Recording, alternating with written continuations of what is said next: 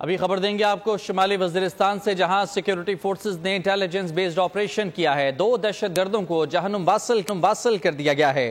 Forces اور دہشت گردوں کے درمیان شدید فائرنگ کا تبادلہ جاری ہے۔ مزید تفصیلات جانیں گے، نمائندہ خصوصی سلمان امان ہمارے ساتھ موجود ہیں۔ سلمان بتائے گا تازہ ترین کیا اپڈیٹس ہیں؟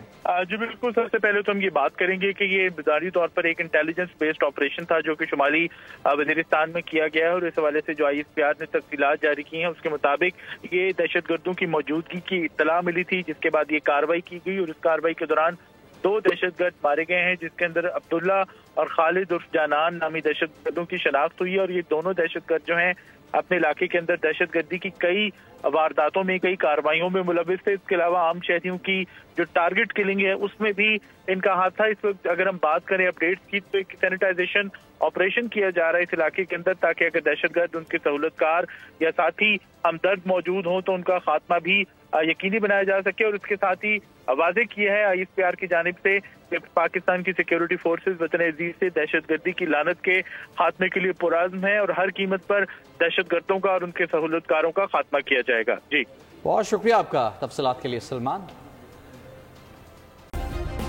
سبسکرائب کریں اور بیل دبائیں تاکہ کوئی خبر رہ نہ جائے۔